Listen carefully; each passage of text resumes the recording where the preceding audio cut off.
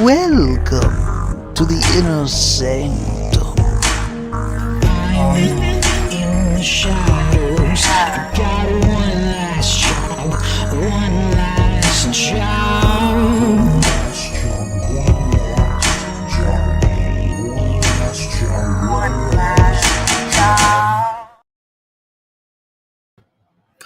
Well, hello. Welcome to the Inner Sanctum, the final episode of 2023, the crap year that was 2023. Look, I missed the last episode, and it was the first time we missed it. So this is the makeup for that. Honestly, there's some stuff going on, a lot going on, but I think we're going to talk about it during the show. So it'd be weird if I did it now. So I guess the best thing to do is just go ahead and bring our guests in. So let's get everybody in. We've got John Westhoff, Ed Davis, and Timothy Fleeg. Oh, man. I did not agree to this. Well, so sorry. I don't like the idea of Millhouse having three guests. Oh, how's everyone doing? Good to see you guys. Good to see you, John. Good to see you, Ed. Good. Sending out the social media posts. Got to. That's why it says starting soon for so long. It's because I'm trying to get it to share without crashing.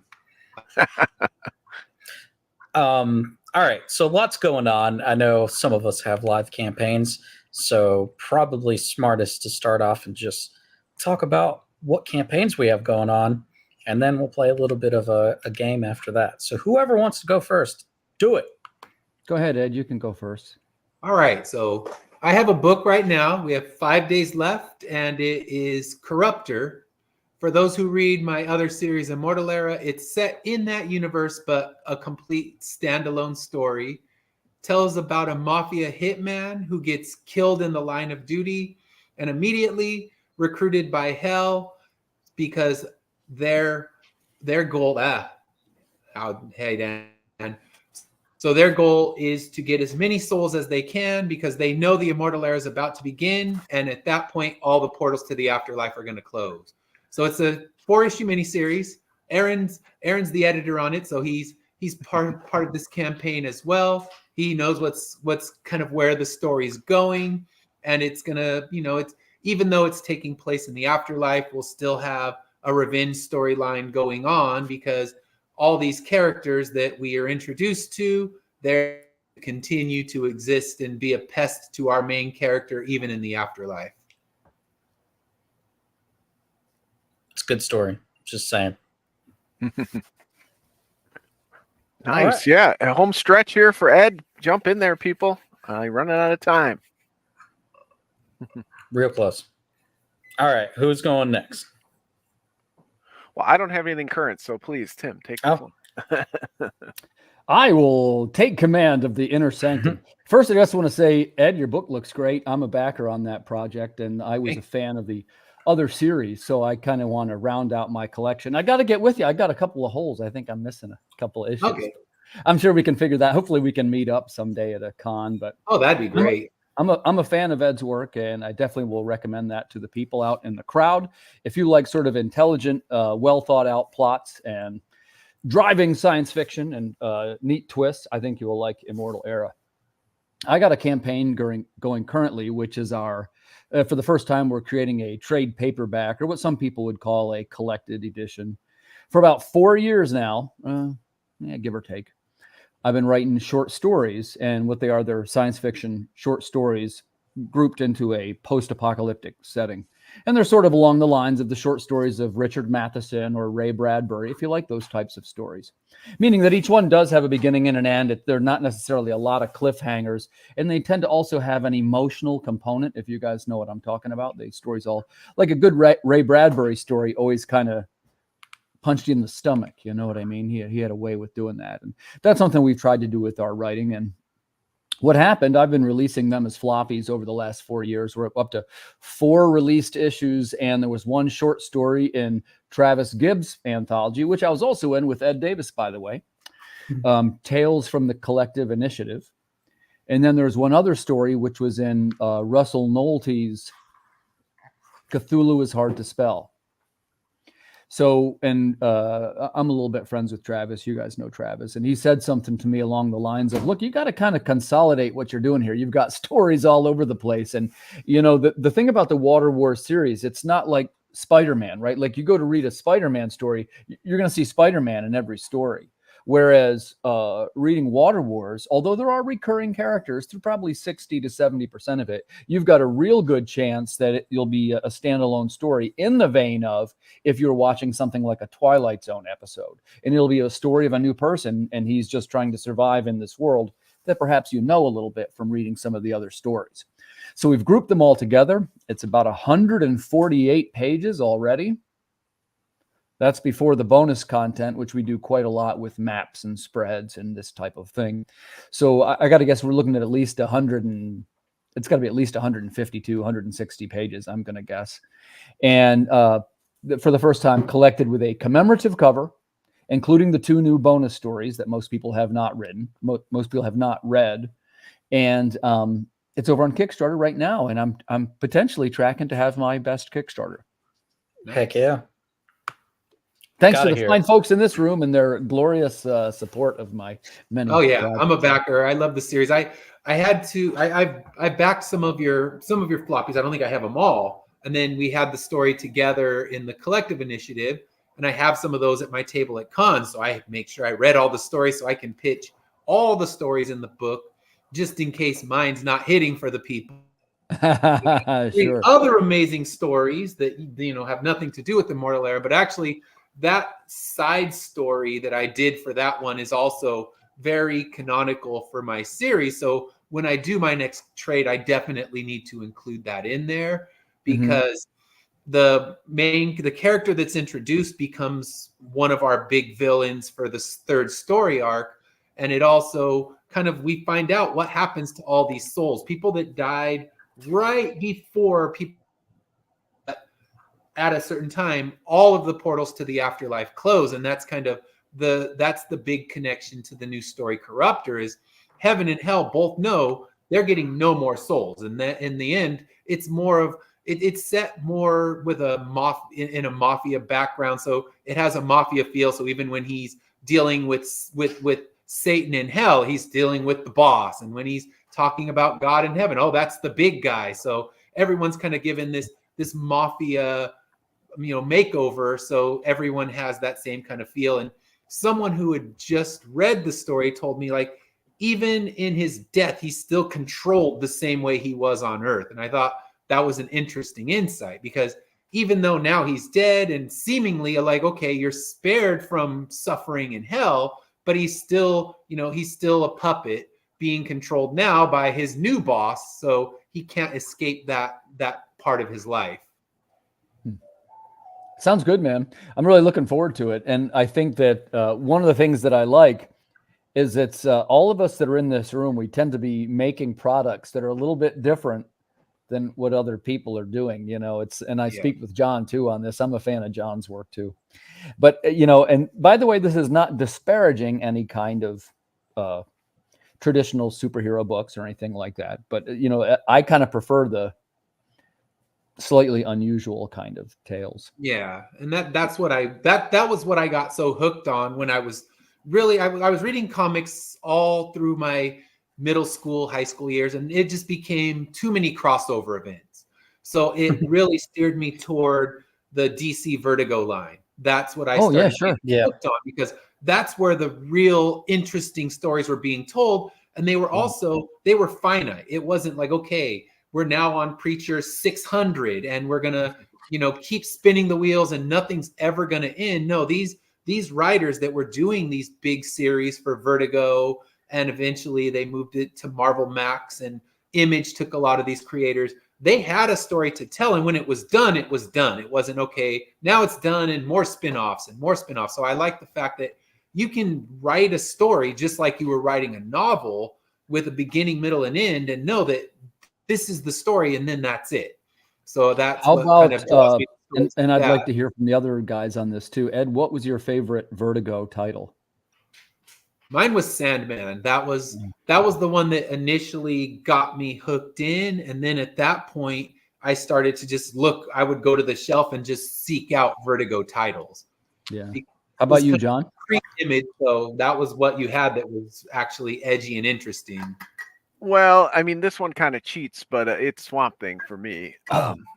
I feel like even though he was kind of brought over to Vertigo, he embodies what Vertigo was and would go on to be. So he's kind of my favorite, and one of the few books that I try to reread every couple of years.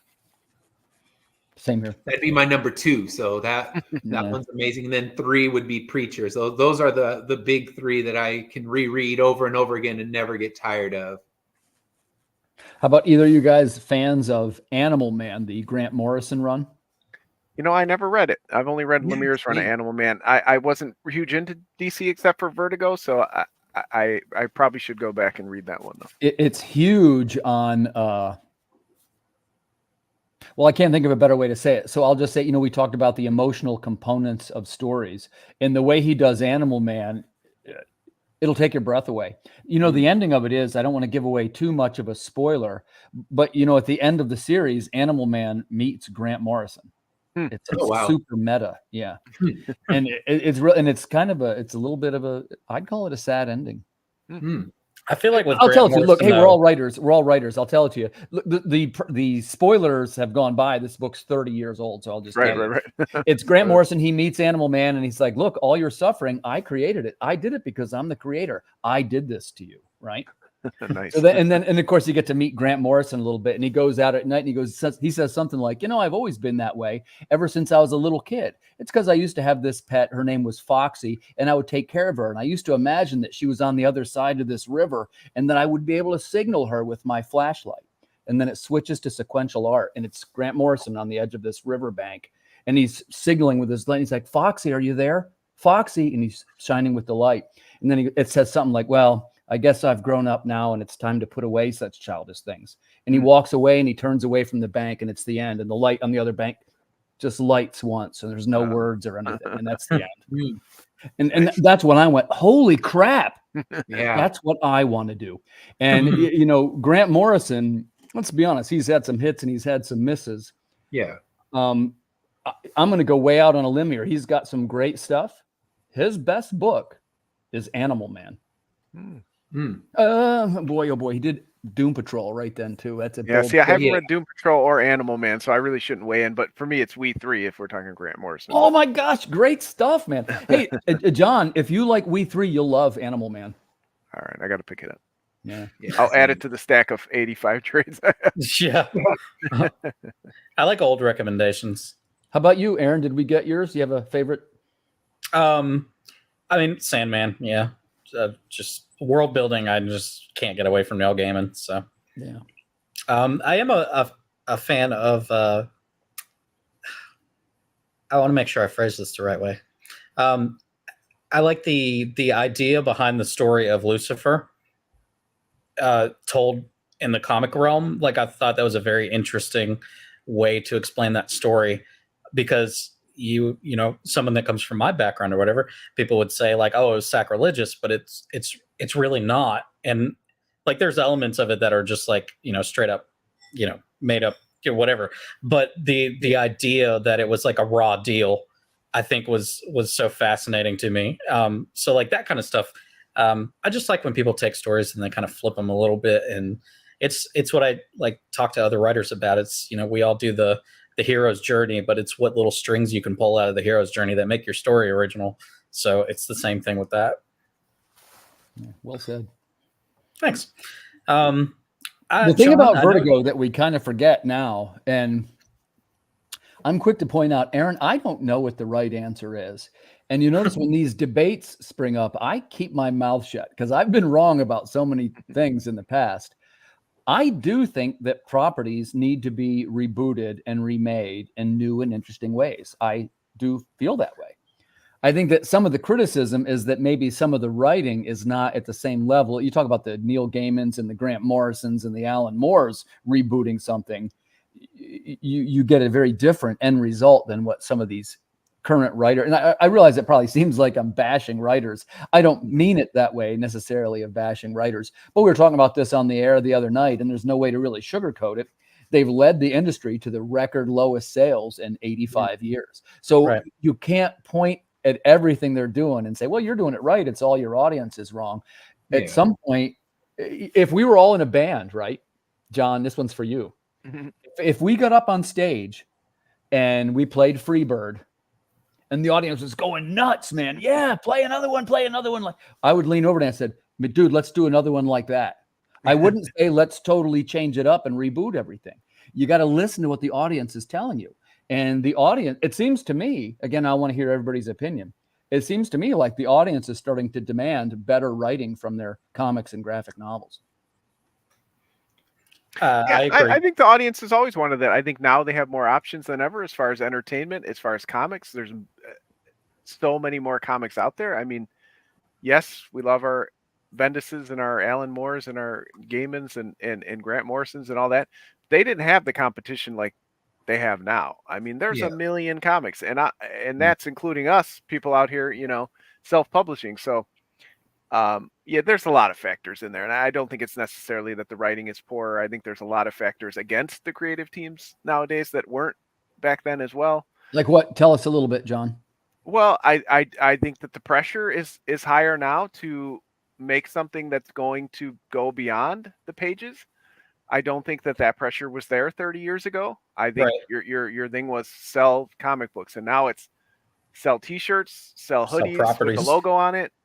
Sell, you know, all that is there. Sell movie tie-in. Sell movie, of course. Make it into a movie tie-in, or can we populate this over to the movie franchise later? There's a whole bunch of stuff. You got 14 bosses from the 39 companies that own the IP telling you what to do, and there's a lot more to it. Of course, most of it I don't understand, but this is all theoretical from, you know. So the landscape is totally different. So you cannot compare it apples to apples anyway. So why bother? I think the audience has always wanted better stories, and I don't think there was ever a time where people would just, you know, settle for less.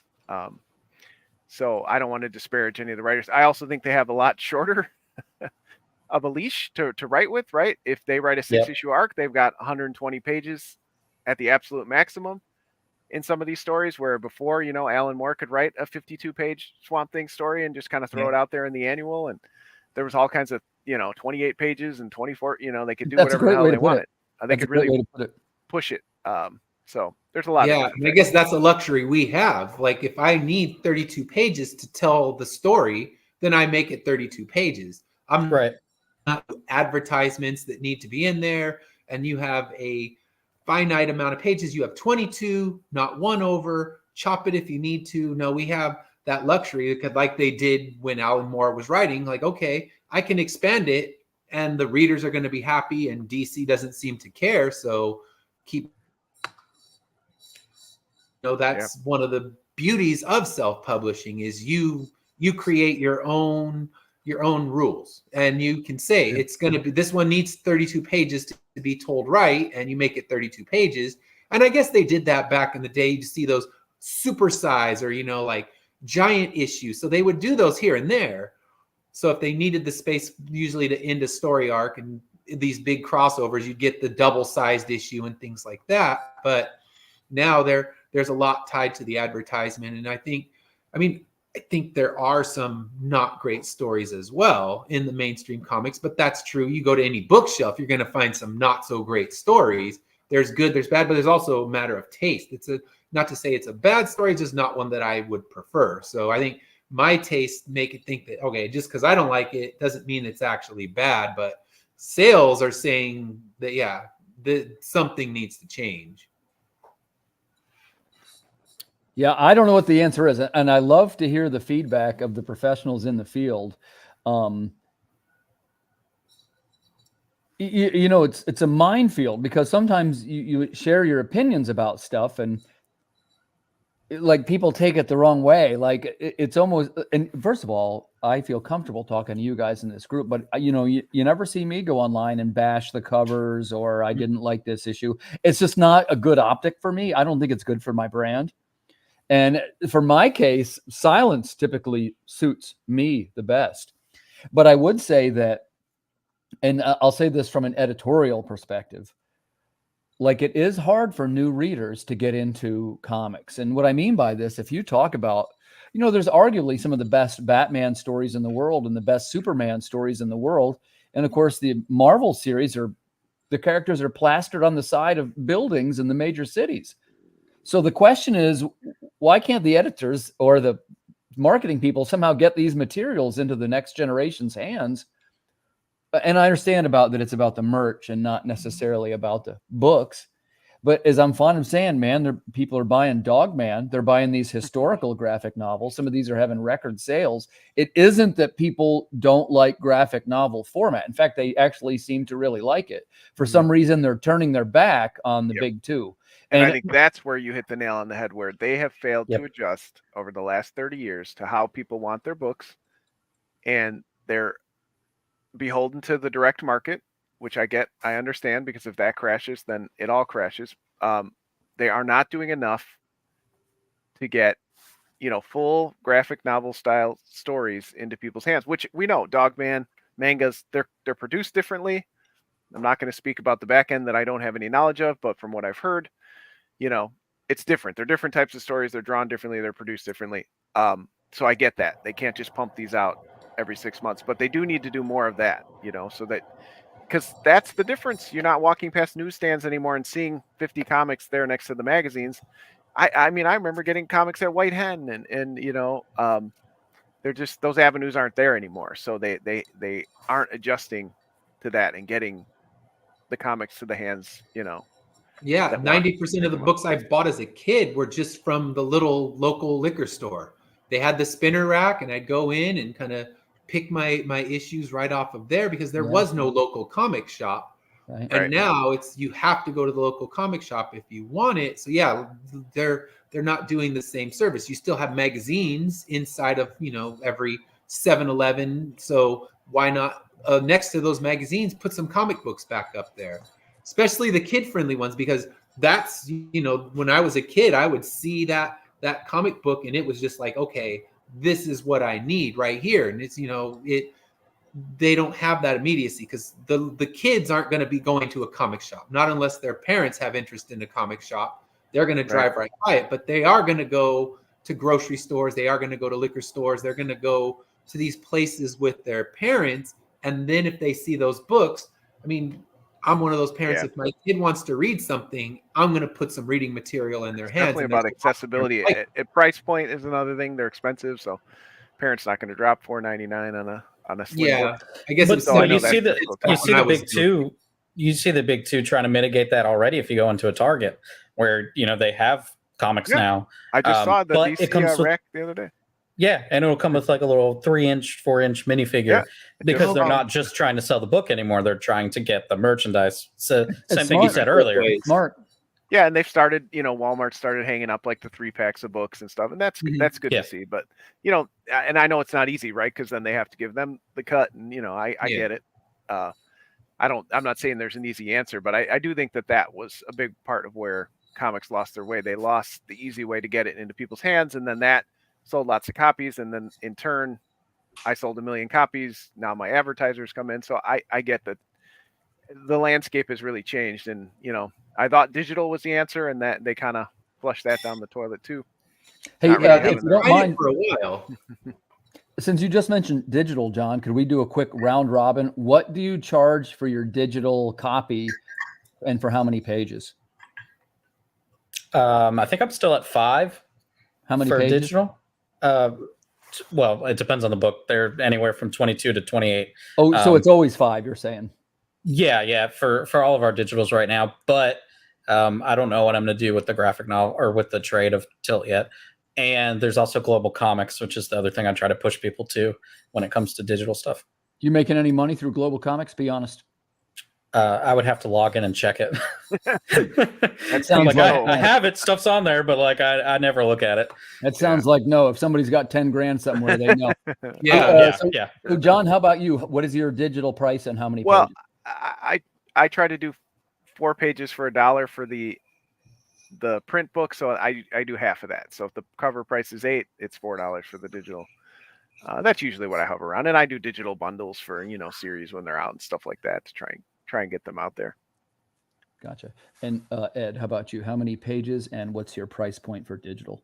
Mine are between 24 to 28, and my digital price is 3.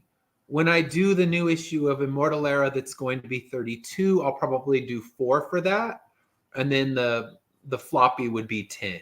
Because the floppy prices, unfortunately, I've had to raise up because the printing costs have been going up so much that I can't be selling it to make, 80 cents profit on a floppy. Right. So I had to adjust my prices because the fact that every time I blink, my printer's prices have gone up a little bit more. So why can't we just do newsprint? Dang it. Huh. Yeah, and now actually, if you try to do newsprint, it's even more expensive.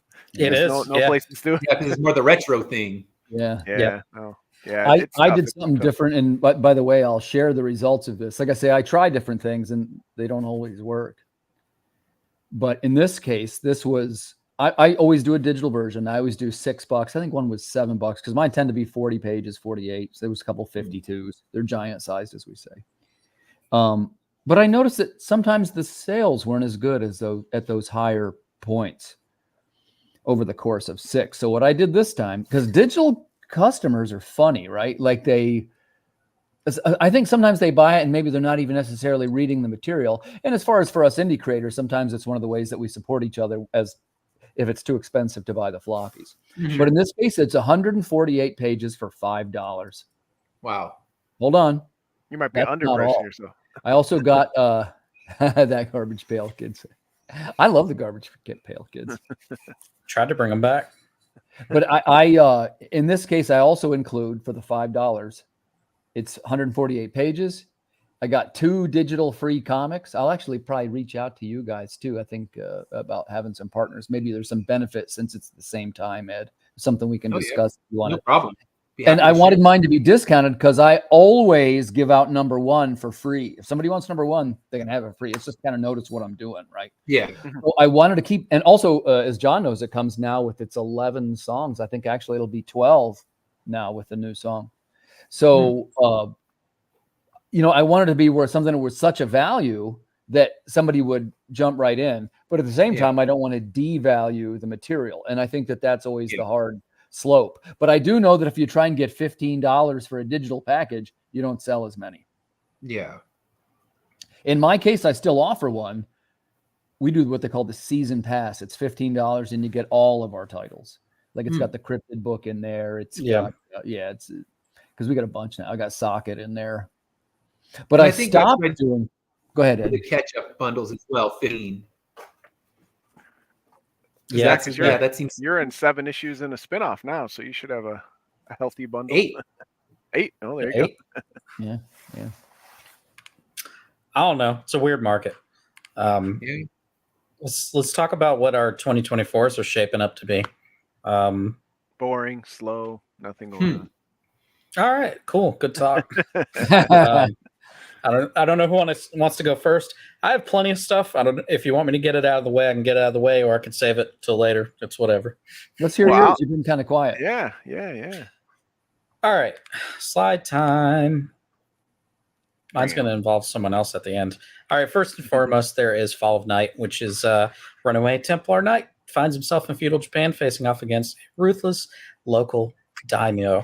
That's in pre-launch right now on Kickstarter, so definitely follow it, check it out. It's a little something different, a little bit more adult themed, a little bit more violent, but it's a real fun, like, kind of crisis of faith story that I think people will enjoy because of the violence, because y'all are sick.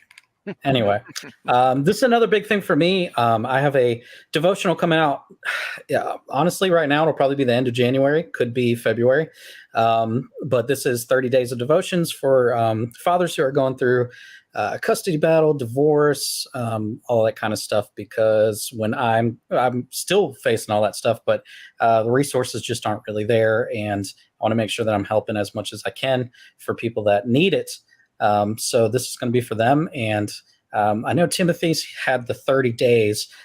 It's a lot more than that in the sense of now I think it's 100 and something pages because it's 30 days. And then it has exercises at the end of each day. And it has like thought stuff and then like extra stuff to go with it. So that'll be coming out, and I'm sure everyone knows somebody that's dealing with the stuff that could probably benefit from some focused gratitude, is what I would like to say about it. But yeah, look for that probably the end of January or February. One last job is switching into a full graphic novel. It's not going to be a third issue. I'm gonna wrap it up with either 36 or 48. We'll see. Pages. So there's not going to be an issue 3. It's just going to be one solid colored story, because it was black and white for issues 1 and 2. But we're going to go back through color 1 and 2, and then the whole last section of the story is going to be in color as well. So this will probably be next summer, and I'm excited to close out that story. I think it's going to be super awesome. And one of the big things is this. So for those that have kept up with Substack, you know that Matt he's not part of Catalyst now. I don't want to say he's not part of, because he'll still do some covers and stuff. And we're not friends or anything. We didn't actually fight in the Denny's parking lot. But anyway, so Welcome to Everville has had to undergo some changes. With that, the naming is the Neverland Chronicles. For those that read Welcome to Everville, you'll notice it doesn't say Welcome to Everville #1. It was never my intention for that book to be like a labeled #1. So that was like a 0 issue that Matt and I did. And we now have Dan Schmidt, who's going to be the illustrator for the Neverland Chronicles. Oh, nice. Yeah, Nice. sure. I like Dan. Yeah, so he's coming on for it'll be 5 issues, or if something crazy happens, we'll flip that whole thing into just a full-on graphic novel and tell the story that way. So be looking for that. Hopefully the end of next year. Yeah, Dan. Yeah, him and I had a good. Honestly, he was like the first thought for the artist. I even brought it to Matt. Matt was like, "Dude, perfect person." So Dan was excited. We're excited. I'm looking forward to seeing what he does with these monsters, because that story, for those that read Welcome to Everville, it gets crazier and crazier as it progresses, and it gets a little bit bigger. So I'm looking forward to that. And then I guess there's, all right, what number am I on? All right. What number? And then John can talk about this, because I think it's this one. What? It could be that one. No, it's probably that one. What? No, it's that one. Oh, It's definitely that one. It's definitely that one. It's that one for sure. Or maybe it's all of them. I don't know. Saved by the Bell. But I'll let John talk about this more than myself. So yeah, so I'll drop in the chat right now. Announced this very second. Aaron and I were talking before the show. We just threw this all together. We got this whole fully formed project right now. No, we've actually been working on this behind the scenes for what seems like years now. Yeah, I kind of had the seeds of a story, and I actually originally approached Aaron. I thought he might come in on as the editor, and he strong-armed me into working on the project. So now we're co-writers. He said, I'm taking this shit over. So we introduced to the world now Final Heist. It will be on Kickstarter. I just dropped the link in the chat. We have amazing UK artist DNS is going to be doing the cover and the interiors. We also have Dan Schmidt, previously mentioned, who will be doing a cover, and the third cover, which again you see 3 logos here for a reason, is to be determined. But yeah, Dan, Aaron and I have been working on. He's the heist guy to me, so I kind of again wanted to bring him in so he could help with the story, and then he was excited and I was excited, and the world is a lonely place, so why not work with somebody on something rather than all that. So he's definitely the co-writer on this project. He and I are working on this together, and at some point in 2024 we will bring you Final Heist. Let me pull up my notes here on it. A retired team of cons get back together for one last final score at the world's oldest bank. Will they find more than old money lurking in the vaults? Oh, I like it, John. And that's kind of where we're going to leave the tease at. There's a lot more to this story than a heist story, but we'll talk about that more as we get more art and stuff in. Oh, that's my 2024. And yeah, I'll take it from there. Piggybacking off Aaron's as part of our 2024. That will come from Catalyst and Part-Time Comics teaming up together. But that's not all for me. I also have Drumsticks of Doom, the trade paperback collection. I know, Ed's had Immortal Era, and Tim's on to his graphic novel here. Aaron just had one and is hoping to have another one with One Last Job. So I'm very excited. I've had a couple of small print runs for trade paperbacks for work in the past. But as far as Part-Time Comics, this is a huge one. So for people who don't know, Drumsticks of Doom, the short pitches, what if Black Sabbath, not the Beatles, became the most popular band in the world, and thus the universe was changed forever, musically and otherwise. And our main character, Lana, she finds a magical pair of drumsticks, and she's thrust into a war to keep heavy metal at the top of the charts. We've done 4 issues with my co-creator, Dan Doherty, the amazing artist, with some help from Ryan Vela and some other great cover artists along the way. We're very excited to get to this point. January is a huge step for us. Again, the trade paperback, as I said, for indie creators is a huge step. And the better it does, the better we're set up for the rest of the year. Right now, I have the trade paperback and 4 single issues on the docket for next year, including another issue of Child Possession Services, Drumsticks of Doom, and a new book that I just announced last week called LCS, about comic collecting after the post-apocalypse. So we have a lot on the schedule, and it really hinders a lot on that first campaign in January. So please, if you do see the link in the chat, even if this is after the show, click follow. When it launches, we're going to have day 1 deals, exclusive items, limited items, stuff that I have from the previous campaigns that I only have a few items left of that I don't plan to order. So all kinds of stuff, a lot of it sitting behind the shelves. Sitting behind me on the shelves right now, just waiting to get to people's homes. So I'm very excited for Drumsticks of Doom trade paperback in January, and that's going to be our first for 2024. Nice. Next, Timothy. Send me your ed. Okay, gotcha. Yeah, we'll do For Timothy. my 2024, I have a couple of neat things going on, and I'll be happy to share those with our group. The first thing, I'm going to touch on the convention subject. And actually, some of you guys know this already. We've been talking about it. I've had a pretty decent convention year and a decent sales at the conventions and a fairly good following. But I noticed something that, a lot of the convention circuit, I want to make sure I phrase this the right way, Aaron. Let me encapsulate it. I'm only going to go to conventions where I'm invited as a guest, and I'm going to act like the part and see if it works at all. Look, you guys know me. I'm not a big shot, right? But I sometimes go to conventions, Baltimore, for example, and you look around at some of the guests and you go, you know what, man, I got more titles out than this guy does. Or girl, Right. for that matter. Right. And not to mention, being active in the community and podcasting and video and all the others, and Kickstarter, a whole nother thing. So I said, well, I'm going to try this. And I started reaching out to conventions. I actually, Aaron knows this. This is at the end of September. I started doing this. I said, well, I'm just going to do 1 or 2 small ones. And I think I did 5 in 3 months. And by the way, these are real little ones, what they call the one-day conventions, and mostly comic book dealers. But the difference is, basically all of them, I was the biggest celebrity they had. I'll let you digest that for a minute. You're the biggest celebrity in any room. That's right. You're funny. But the point is that, I go to somewhere like Baltimore and I got a pretty decent display. We do a double table. I got a 10-foot banner, the real deal.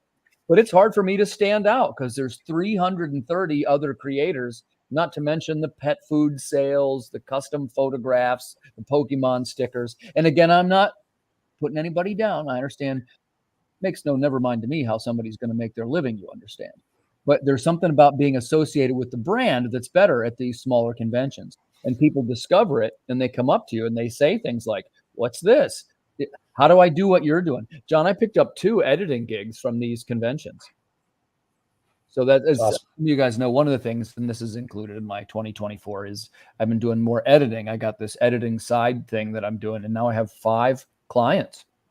And they range all the way from very experienced graphic novel publishers that have had multiple Kickstarters and are currently preparing a trade paperback, all the way to people who are doing their first thing. One of them was a young man who actually, I'm going to introduce this guy to Aaron. He's putting together a mixed media murder mystery. And it looks like a scrapbook, but as you read through it, you realize it's a memoir of a crazy guy who killed his wife, kind of. I'm like squashing it all together, but it's like photographs and leaves, and it's like multimedia. Cool. Yeah, I'm meeting with him on Saturday. So that potentially, so 2024, right? I got this guy going on. I got the convention thing. You know, I'm involved with this fella Star, the rock star designer. I'm not sure how I got that gig, man. I was just standing there. I was just trying to help. I had no idea that they were going to put me on as the writer. But now I get invited to those conventions, and I've done, 3 signings with them already. Nice. Yeah. And of course, he's very, let me say this a better way. He's more experienced with the presentation and with the optics of what things looks like. Like he'll hold everything before he walks into a room. And then right when he walks in, everybody gets their cameras out and he'll stop for a second. And like, you know, everybody stops and looks like, who are they taking a picture of? And not for nothing, the guy looks a little bit like Bon Jovi, sort of. He's got that rock star, which, you know, standing next to me, what do I look like? He's a freaking goon with his baseball hat on. Oh, he brought his dad. Yeah. No, he's older than me, actually. I was going to say. Yeah. Hey, low blow. Yeah, he's been around a long time, and he's toured with all these musical acts. So I got that deal going on. And the last segment of this, and this is something I'll mention to Ed and John and Aaron, because we're all looking for thicker volume graphic novel sales. I'm starting to get involved with this library strategy. And this is, I talked to a fellow by the name of SK. You guys know SK? Yep. Yeah, he's a letterer. Heck of a good guy. He worked on a lot. Yeah. I want to say it's Transhuman. I think it's called Transhuman. Is his book. Sounds right. And he letters a lot of people's books. Super sweetheart of a good guy. He's been on the show a couple of times. And what he says when he reaches out with his new graphic novels, because he's got enough material, enough of a page count to where they're thicker graphic novels. And he reaches out to libraries and he befriends them, and he does like events and so forth. And he sent me an email out of the blue, and he said, "Hey man, first of all, I love this guy. It's going to sound creepy, but it wasn't like that at all." He said, "Look, I've been, stalking you and looking at your work. You've got enough to try this library program. And here's what you should do. Get it some graphic novel, get it where you can offer it to them, and say you'll go to their library and do a activity like arts and crafts type things for kids or whatever kind of panel they want to do." And I got, a little bit of public speaking experience. So I said, okay, I'll do it. So our panels were, we did 2. One was learn how to draw your favorite Star Wars character. And that was probably 16, 18 kids. And then the other one was, it was draw a comic page, learn how to make a comic page. And it was everywhere, kids from 6 up to, there was a couple 16-year-olds. So it was fun.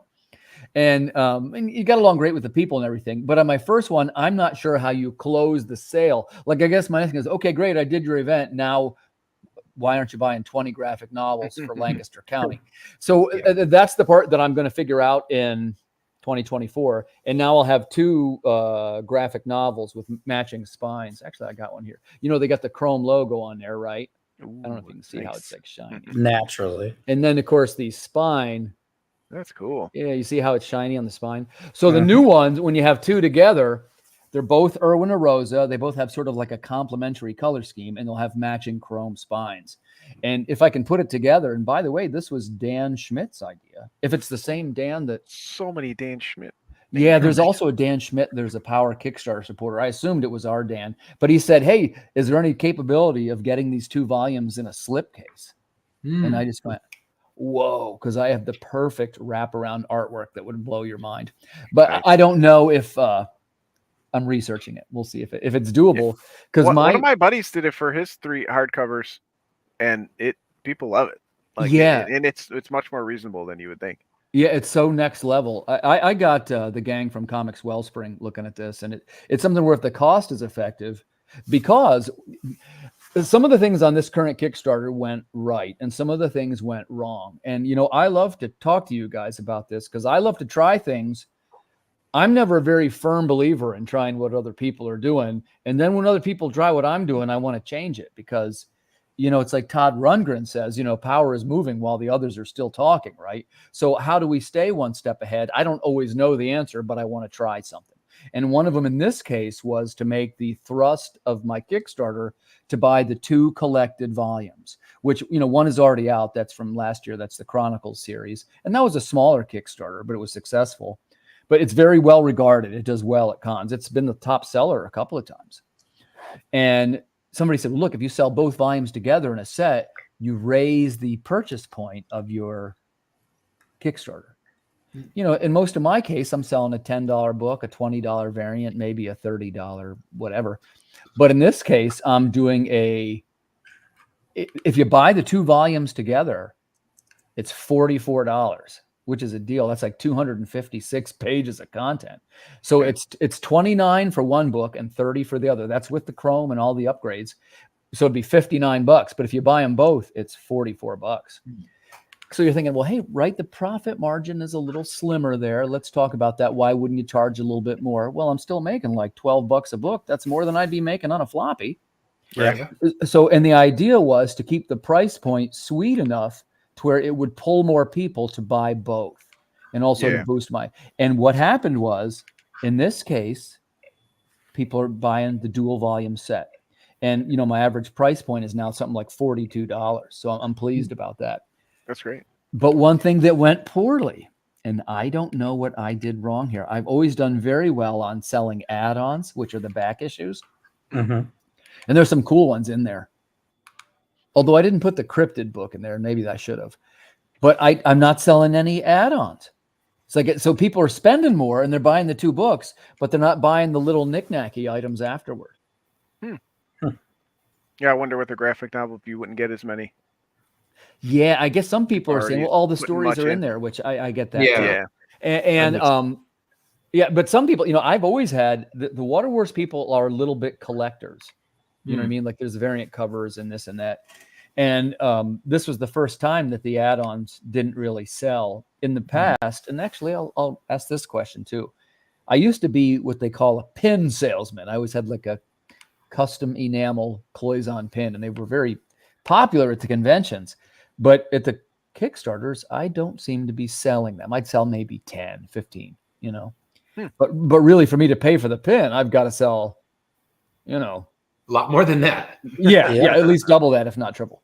So I kind of went, okay, this time I'm backing out of the pins. So my question for you guys, do you do pins in your campaigns? I've done one pin one time. No I think I yet. have Keychains now. Buttons, not pins, Yeah, I have 6 pins. I did character pins. And yeah, I'm in the same boat. I have a lot of pins kind of sitting at the house. Like you said, they do well at cons. In general, I don't even know how great they do, but they bring eyes to the table. They bring those pink Right. Yeah. to the table. Some of them look at them like, all right, I don't know who this is, and they don't buy them. But yeah, my first 2 campaigns that I offered them, they did really well. Now they just kind of sit. But I know people are already asking me like, oh, I'm missing this one or that one. So there's people saying that they need to hunt them down. So what I did was I only sold them in bundles, and I think that was my mistake. I need to sell the bundle with all of them, but also sell each character individually, so people who miss them can fill the holes in. So that's something I'm going to try on the next Immortal Era campaign. With Corruptor, I don't really have a lot of merch or anything designed for it. It's more of a bare bones campaign. You got the book, you got the 2 variants, the foil and the regular, and that's about it. I did a tier where you can donate books to soldiers that are deployed overseas, and those have been doing pretty well. I mean, it's not a huge amount, but I think I have about 6 backers that are doing that.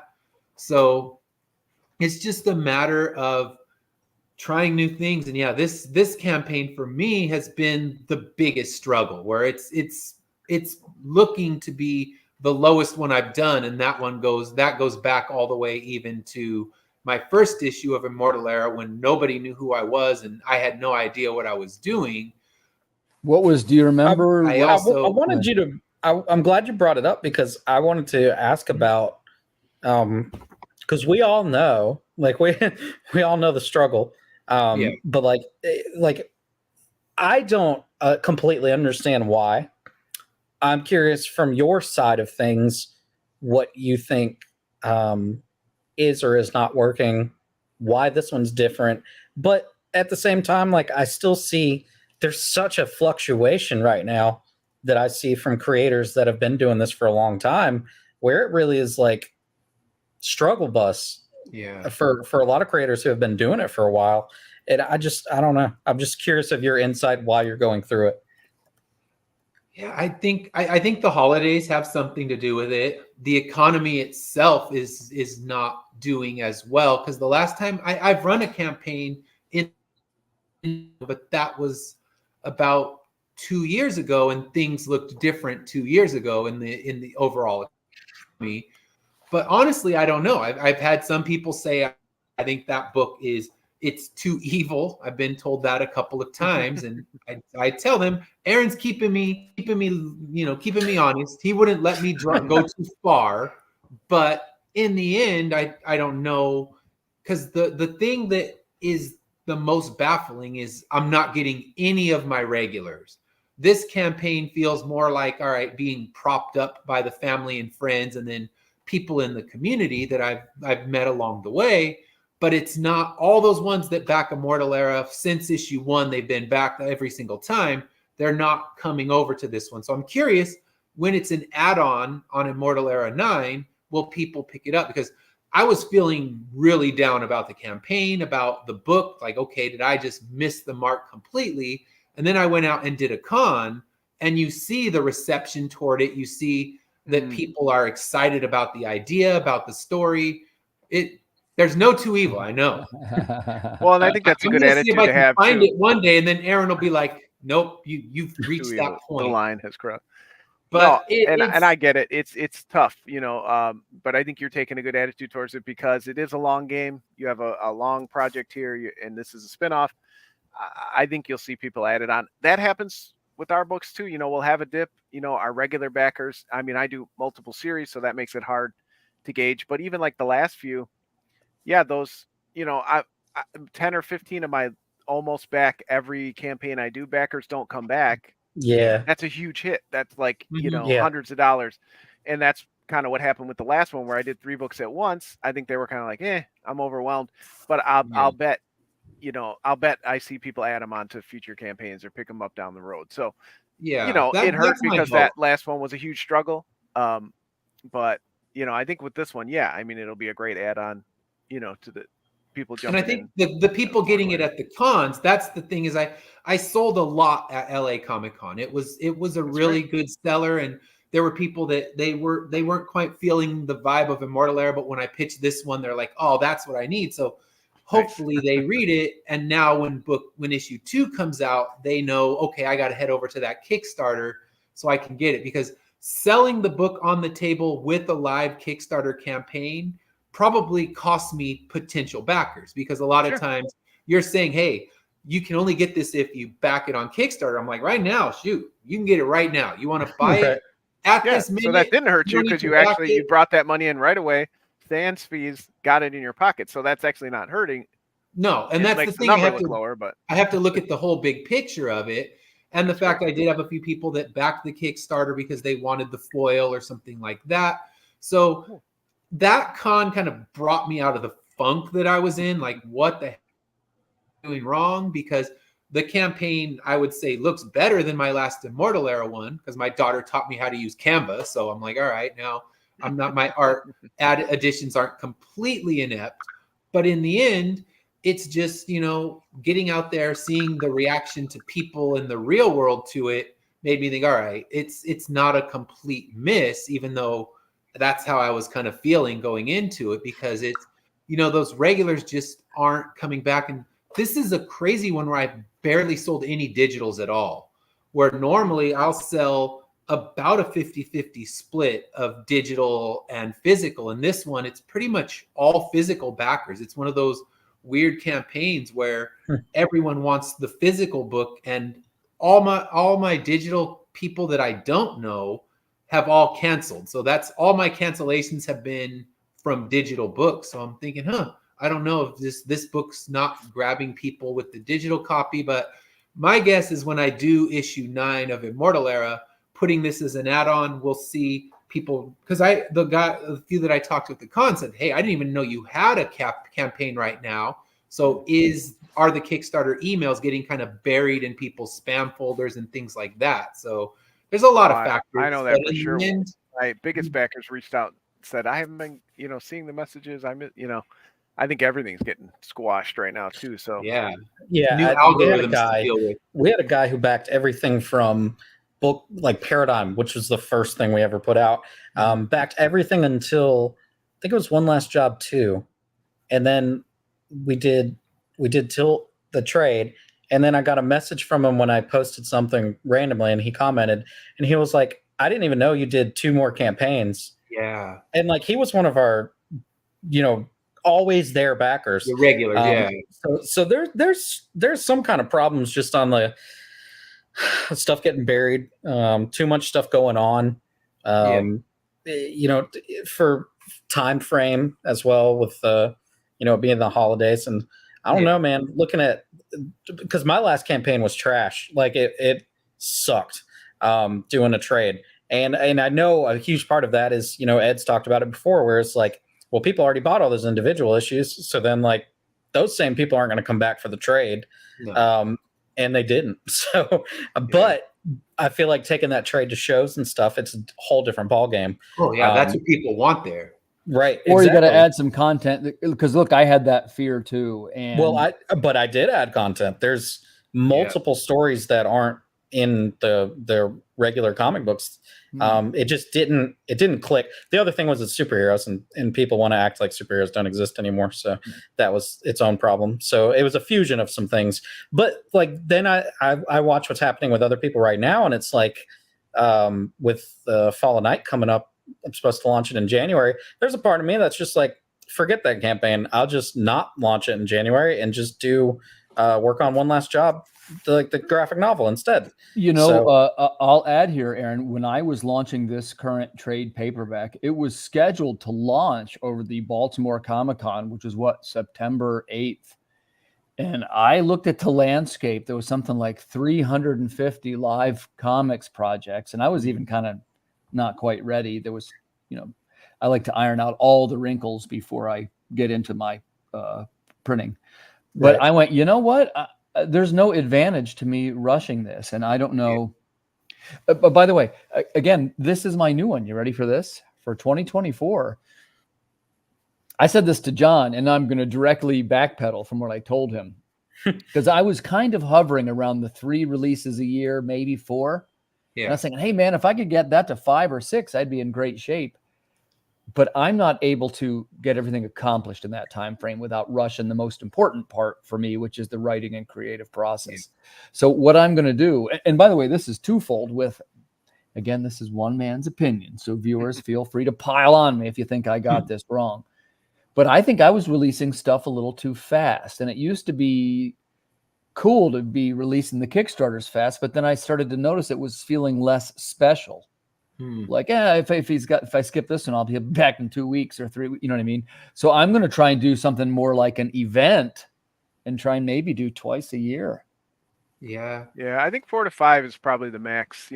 I do think I respect a lot of, we know a lot of creators that do, 6 to 10 a year. Yeah. I do think you take some of that specialness away, or then again, they start to think, well, I can just pick it up down the road. Yeah. They'll wait. And get it.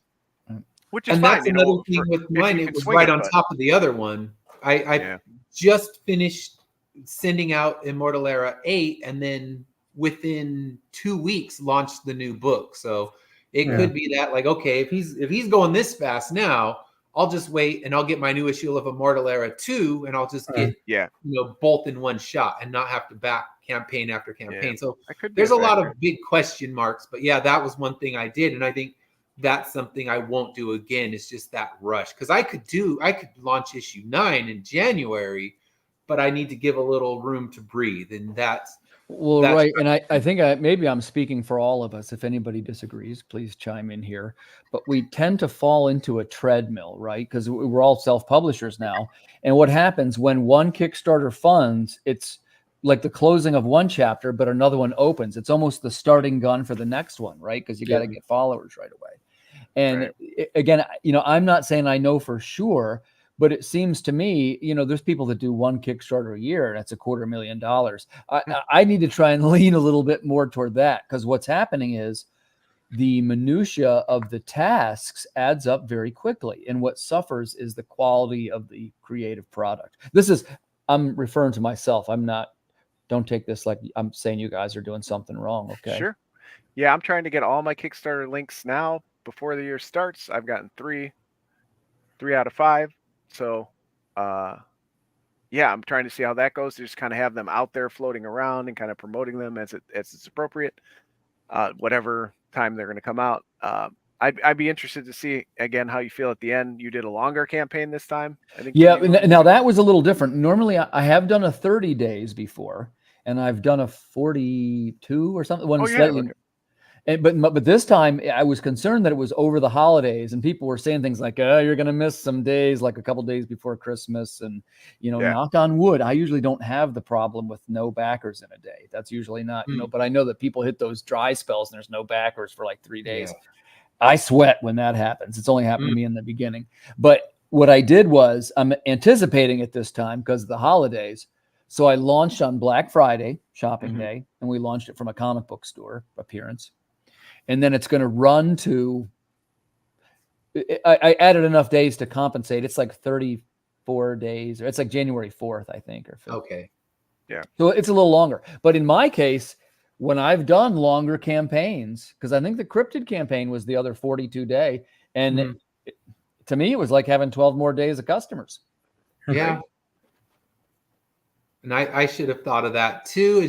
It was one of those ones where I just did the standard 30 and didn't think about modifying it. Well, and they coach you for 30, right? When you go to put the dates in. Yeah, I guess it's just kind of the default, just kind of following. Yeah, and there's even some writing there. It says 30 days has the highest likelihood of. Yeah, they try to do that. But yeah, I think what you're saying is true, because let's say I was running it until January, get through the new year with that.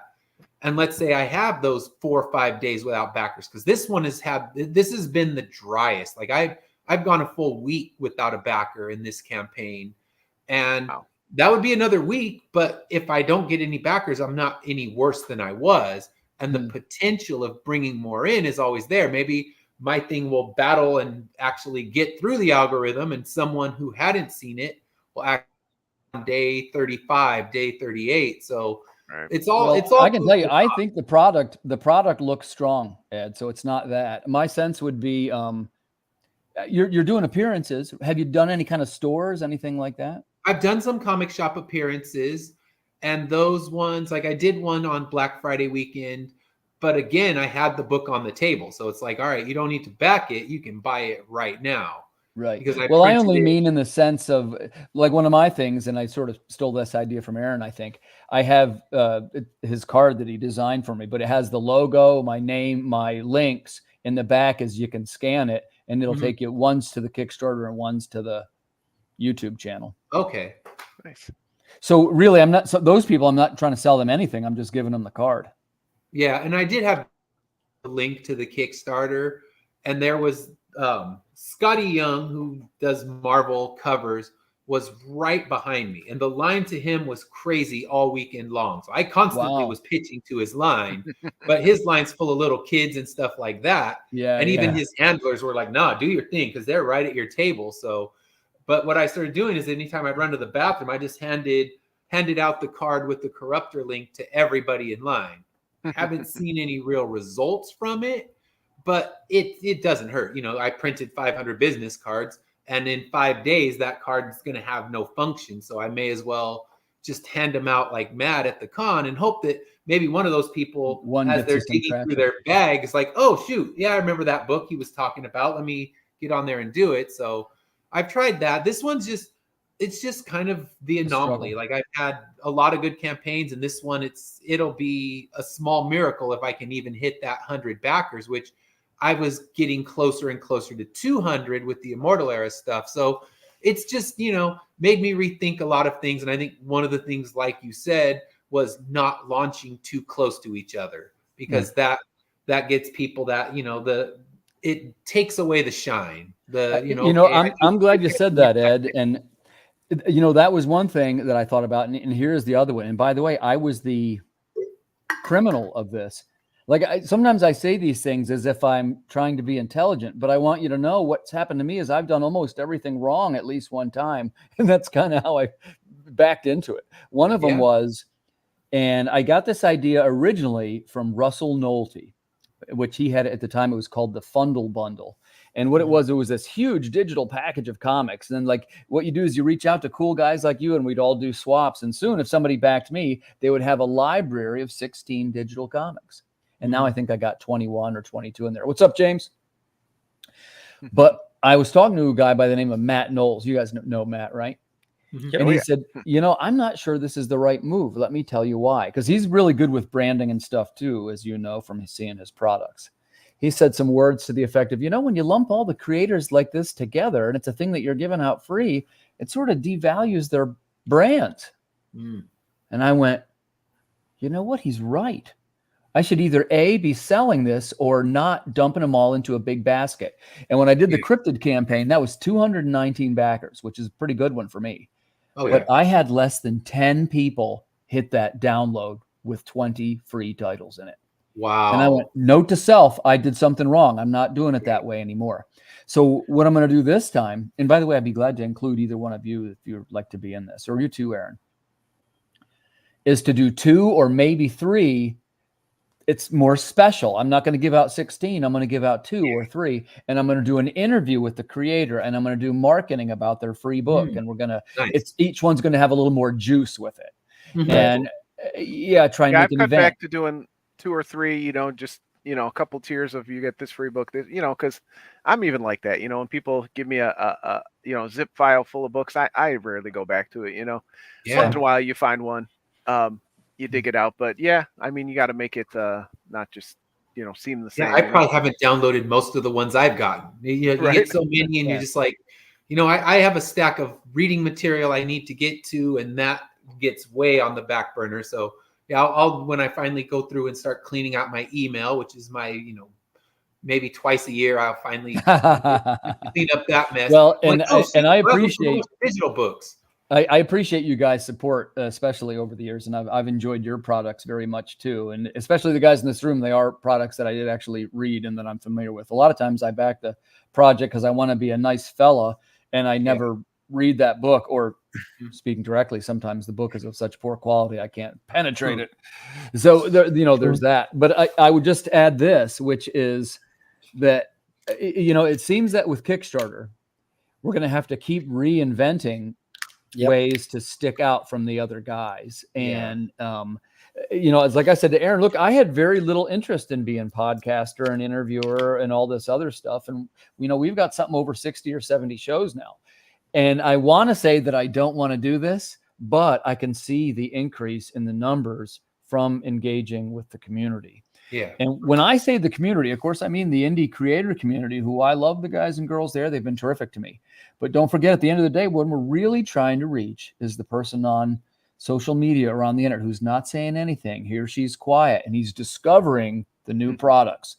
And he wants to buy that without being coached or told to, hey, what's this? I heard John Westhoff likes this. I'm going to take a closer look. And they discover it. And that's, I guess what I would say is we have to find the tools that makes our products easier to discover. Yeah. Ed, how about this? Do you use a Facebook ads at all, or don't use them? It's a great story. Go for it, Ed. Oh yeah. So I think it was last year I got hacked in this Lily Collins hack. I do remember this. And I think that's why when I send you messages, you don't know which one it's coming from. John. Yeah. I mean, I don't know your you're sending it from your Grindr account. But I'll unleash a whole friggin' slew of them, because I went in today and I'm like, finally, you know what? I'm ready to do this. I'm going to put an ad in there. And it says, sorry, your account is delinquent. You owe us $50. If you pay this $50, we can let you run this ad. And I was like, oh, mother, bleeping out through all this stuff. And just, I can't believe it. And getting a hold of a human at Meta and Facebook, I mean, I have a better chance of going outside and finding an alien spacecraft to take me to its damn planet than I do of actually speaking with someone at Meta. So for sure. I just gave up. I'm like, I was gonna run an ad. I was gonna do like, okay, let me do a 5-day ad, give this thing a final boost, and yes, your account's still delinquent, and they're like, if this doesn't get done, we're gonna take you to collections. Like, oh wow, it never ends. So yes, there's the long answer to your, easy question. So That's a good answer. That's a good And answer. I don't do ads on any social media. I've done a couple of trial Facebook ones, but it is something I probably need to try to budget for. But You have to have a good budget for it, though. yeah, What's a Yeah. good budget? Be specific. It's a shot in the dark. So, because I've done this a few times now, because I guess it's more of a trial and error thing. But what ends up happening is if you have a campaign that has something to do with another campaign that's running at the same time, like, same theme or something, and that person put more money into the advertising, you literally won't have your advertisement show up until their budget's gone or their campaign advertisements have ended. With the Tilt trade, there were 4 days, I think, as soon as I hit the button to launch the ad, there were like 4 days where it just never even did anything. And it was because there was another campaign going on that had it wasn't even the same. It wasn't superheroes or anything, but something about it registered it in Facebook as a similar thing, but their budget was really high. And so it just completely kicked ours out and didn't even view our ads. And so that's Nice. exactly what happens if you do Facebook. You have to have a chunk of money that's just going to be sitting there for ads, whether it uses it all or not. But it was not worth it. yeah. I could definitely see that. Yeah. Honestly, Facebook's trash for comic book advertisement because like I know that like might come off harsh, but like Facebook, the way that I see it right now is we're letting all of us know that we have campaigns going on. Yeah. That's all it is. It's other creators. Absolutely. So I don't know. Absolutely. Instagram's the same way. Yep. Twitter's Yeah. dead. It's Instagram brutal. and Twitter are my two worst ones. I don't. I closed down our Twitter the other day. That's good. Yeah, I was trying to Not tag you not today. because of like anything going on, but just the reality check for me of like this has done crap for the company, and I put effort into it, and just a waste of time. So I just completely got rid of it. Oh, the Twitter was always the best for us, and it's been rough the last year and a half or so. We used to get. I'll tell you, the video, and by the way, I was a tough one to be convinced of video. I don't necessarily love video, and also it sort of gets lumped into it's one more job that goes on the pile that has nothing to do with me writing. Right. But I'm the dreading truth of doing it my next is, video. the truth of it is the video is very effective for reaching the customers, and people see it that we don't even realize. When I was in Essington, which I'd never been there before, it's on the west side of Philly. And like I say, it's a small one-day con, and a customer came up and he said to me, he's like, "Hey, Water Wars, is this the one that I see online?" And I was like, probably. I said, "Where did you see it online?" He's like, "Oh, I follow the comics on Facebook." Okay. And yes, it has to be that one. And it made me realize that he was talking about the videos. Excuse me. He said on YouTube, not on Facebook. And it made me realize, people watch this YouTube and they don't always even say something. Yeah. Well, think about yourself scrolling like reels or whatever. Like, do you interact with any of them? Like, I don't, but I'll watch like 400 of them. Yeah. But I'm not interacting with anything. Yeah, the reels, the TikTok. I think that's the wave of the future. Get on it. Yeah. Even though I hate it so much, Precious. I hate it so much. I'm with you. It's like an attack on the senses when you open TikTok. You're like, Yeah. I you can't got to do it, man. You got to. I think the curse of the auto starting video is the bane of civilization. Oh, it is for sure. For sure. But and then hey, you forget again, you're connected to that's Bluetooth and just start screaming at you. Oh God, horrible. But that's what people like, so we have to adapt to the times, Yeah. Look, so are all four of us on TikTok? I am. Yeah. I had just a random idea that I just wrote down, and that was to trade TikTok posts, like instead of cross promo like we do with our campaign pages, like actually do that on TikTok, where it's like, all right, well, let me do a TikTok dedicated to talking about Corruptor. And then like Ed will do one that's dedicated to talking about my book, because then it's like our audience is seeing other. Yeah, because and what I Tim have was actually noticed doing TikTok. that. Tim was doing that for a while, where he was doing his short Yeah, reels yeah, like yeah. that. And I still do, but it's like everything else. Like while I'm working, one thing I didn't tell you, we have, whenever there's a Kickstarter going on, I try to put the other project into production. So the next issue of Water Wars is in production, and it's being colored, but I haven't been sharing any of it because I don't want people to get confused and think maybe that's the one that's in this book. It's not. This is my probably February release or March. But of course, I'm so busy with that I've been away from the TikTok. Now it's a month I haven't got back to TikTok, so I got to go do that. Yeah. Right. That's the hard part. It's managing each of them. So, I think you're right, Aaron. Sometimes I was definitely in the phase where I felt like I had to be on every one and interacting. And it's about your return on investment at this point. Yeah. I do enjoy, I enjoyed Twitter. I just kind of naturally was on there all the time. Facebook, I love interacting with people. But some of the other ones, it's like if you're not getting any return out of them, you got to pick the ones that work and leave the rest behind, because there's too many at this point. I have wholeheartedly noticed a difference in the TikTok audience, because I am so new to it. Like, I don't know, a month maybe now. And the people following me on TikTok, most of them are not the same people that are following me on Facebook or Instagram. It's a completely different market. And so even the interactions I'm getting or the messages I'm getting are from people that I've never had interactions with. And so like, that's why that thought just occurred to me, was like, and I'm talking like informal too. Just like, let me chat about the Corruptor for a second. Oh, people love that kind of stuff. Right. But like, do that for each other as a different way of cross promo, because let's be honest, cross promo on Kickstarter now has become pointless for the most part. I don't read most people's updates because I don't care. Because most people that I back, like, I already trust you. Like, I already trust that you're going to get the book out or whatever. So I see your update, I see the title, and I'm like, cool, they got that done. But I don't scroll through everyone's books on the bottom, and that could just be me being a jerk, but I don't know. That's not time that I take to do that. No, I do try to check in as many as I can, but there's only so many. The problem is, most of the time, if I do look, it's already ones that I know. So it's just like, all right. It's the same campaign cycling through. And I still try, because if you can get them one backer, then that's great. They get a follow for later. There could be maybe a lot of not do cross promo. I'm just saying it's not as effective as it used to be. Oh no, it used to have a lot more value because people would say, okay, I gotta go and click it. But if you're putting 10 books in your update, you're going to lose that too. And that's why I try to limit it to no more than 3. Because I mean, I hate email with a passion. So if it's in my email and you want me to read too much, I'm going to just stop reading and go to the delete button. But well, and I try to cap out at 1 or 2. It's like 1 or 2 per update is the most I can do.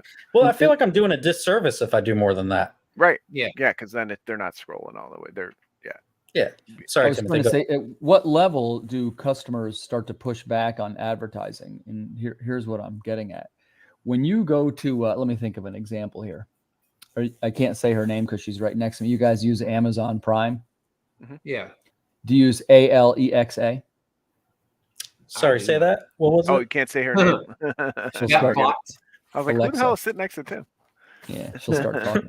But where I'm going with this is anytime, Alexa, stop. Anytime you ask her to play music, what she will do is very politely go into a 60-second rendition of how you can upgrade your service by paying $4.99 a month. If you go to use YouTube, it'll open right up with a polite, hey, you can blah, blah, blah. I say no every time, and this still comes up every time. Oh, yeah. If you want to get rid of I'm going to cut it short because you know exactly what I'm getting at. So I have a little bit, I always try to support my fellow creators, but I'm trying to find a more effective way to do so that is more meaningful for them, and something other than spamming the link graveyards with their links too. I think eventually customers will be like, look, I'm not buying this because I want you to sell me all your friends' stuff too. And I want to support other creators, but I'm not even sure that's the best way. Yeah. That's exactly why I started doing this after we canceled the podcast.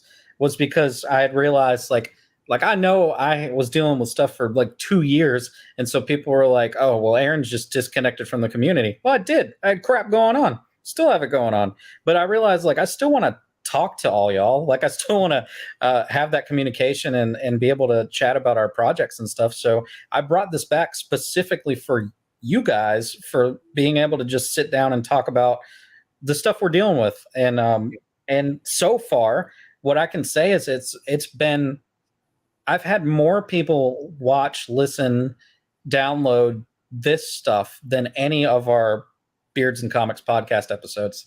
Like it's outpaced it by an incredible amount.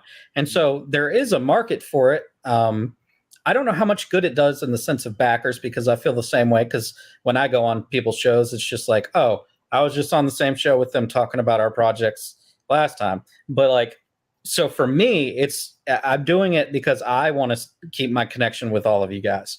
And we get to talk about all this crap. So. Well, and there's also the element of potential customers and people that are curious about what we are doing.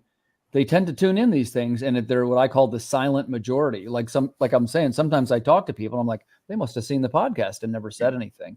Yeah. And that was why I started doing and of course I dropped off too. Maybe some of you guys heard I had a health thing last month, but we returned now to doing Creative Cranium again, which my idea is, it's not too different than you, Aaron, and a little bit like JD Calderon, if you know him, where you discuss a topic of the week. And I tried to get like some smart people and, provide some content that is not just buy my book, buy my book, buy my book. Here's my link. This time there's a Chrome cover, buy my book. This one's expensive, buy this. People starting to tune that out, right? Yeah. And it's got to be some form of, it seems to me that people like to tune in to hear about things like how you made this or that. People love to hear about what kind of mistakes you made, what kind of things you learned along the way, that sort of thing. What we're noticing that's not working or is working, I've noticed is a big one that people want to hear is like, they want to hear the struggle, because we're sick. Yeah. We're all sick people. That is our best show is the mental health episode, had the most views. Wow. Because creators are all crazy, man. They're all nuts. Ain't that the truth? Have to be. But that's why it's important to talk about it. And I don't think enough people do. So. Yeah, I'm a firm believer in mental health, buddy. That's one of the reasons why I say I'm dividing these projects out farther. I don't know how people do it when they do a project every month or 2 months, but it isn't because customers are demanding it. We know that. Yeah. Yeah. That's what there's my new lesson. Like people aren't saying like, cause I guess for me, I take everything to heart. And someone said, oh, well, I think I wish, he could release more books. So I'm like, all right, I'll show you. And, I get that competitive switch clicks off in my head. And I'm like, I will do everything and make this faster. And in the end, it's damaging, like you said, it's damaging the product. We're not in a race to get things done. And right. Quality over quantity. You hear it your whole life, but it's truth. I wish I could do a campaign every month, but I'm not running Marvel. I still have a day job that needs to pay the bills. And some days you come home from that and you're just tapped out. So the last thing I think is like, okay, I'm running a campaign every single month. No, I need to give every campaign time to breathe. I smushed these two together too fast. Lesson learned. And now it's kind of like, okay, for 2024, give space between. I still ideally would like to do 4 campaigns, because now I'm juggling 2 books and I want to make sure that, we can keep things going. Yeah, because you don't want to linger, have one book a year for 5 years or whatever. I mean, for some people that works, but you want to keep some of the excitement going. But I mean, that's part of why I got to release some damn books. And you're not Travis Gibb. You don't want to release a book every 2 weeks. So I got to find the balance between the two. I've said before, I started the tongue-in-cheek name is Part-Time Comics because I was trying to set better limits on myself. It hasn't worked exactly. As I got 5 books in an anthology coming out next year, but I'm enjoying it though. First and foremost, I want to do that, right? I don't feel any pressure. Some pressure, because I do want, Drumsticks of Doom to see all its issues and see its finality and all that. Yeah. But most of the books, it's like, oh, I found a creative team that I want to work with. They're available this year, so let's move forward with this project, or let's do this. I'm really starting to fall into that as well, where it's just like I'm noticing myself gravitating toward the same creative people. And it's like I haven't really been going out and looking for new people because why? Yeah. No, I mean that was what kept me through the first 15 years of creating.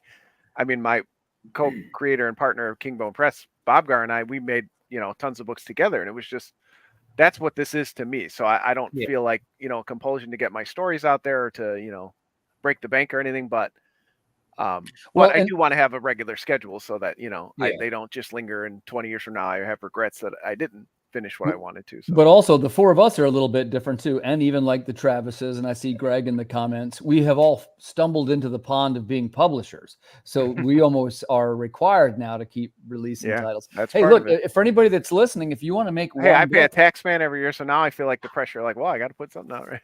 Yeah, right. Yeah. But I guess that incorporation. It's like Ed was saying, the truth is the quality will tell at the end, and there is no award for being the fastest. Yep. Yeah. People want to know that they can rely on your product to stay at the level that got them hooked in the first place. Right. Oh, and it's like, okay, well, we want more issues. So here we're going to get rid of color, and we're going to, change things so we can be faster. It's like, no, they would rather wait a little bit more and know that what they're going to get is the same quality that you've been giving them the whole time. So I guess that's where it stands. And yeah, I end up working with a lot of the same people as well. My principal artist, I've worked with him on everything. I have a few projects that are kind of in the works that I'll be talking to other artists with, but in general, yeah, I like the teams I work with. I know that I can trust them. I know that they can complete the books, because you hear those horror stories of, okay, they took your money, they gave you half the pages, and then they disappeared from the earth. So it's good when you find someone you can trust. And also it's good because I can talk to you, you can talk to me and say, hey, I love this art. Who's the artist? And, is this a person that you would suggest working with? So knowing the other creators, we know who are the trustworthy creators out there that we can use and get a great product from. Yeah. I just hit the 5-year anniversary of a book I'm still waiting on. Oh, I have a few of those. Oh, geez. I've been pretty lucky. Only a handful. Oh, these are all people that pages. are still doing things and even won awards for other things. So. And yet hey fellas, I got to if it's okay with you, I got to jump off. I got a hard stop at 9:30. I got to put my son to bed. It's a school night. But man, I want to say thank you so much for inviting me, Aaron. It's always a pleasure to see you. John, you as well. Ed, two of my favorite writers out there. I believe in what you're doing, so keep going, and I'll look forward to seeing you guys in the future. All right. Bye, Fling. Yeah, I look forward to next year. I hope everyone feels encouraged. I know, Ed, you're, I guess, ending your year on a weird note. So, but in the end, I think, like I said, I think going out there in the public, talking to people, kind of brought me out of the funk that I was in. Because I mean, I'm going on.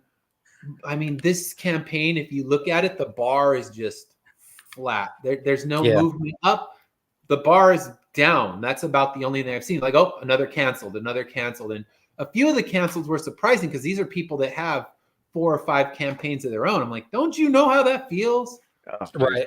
Well, I'm glad you met your minimum. You are going up a little bit. You've still got a giant apocalypse statue, that no one can take away from you. So, I know you still got good things in your life.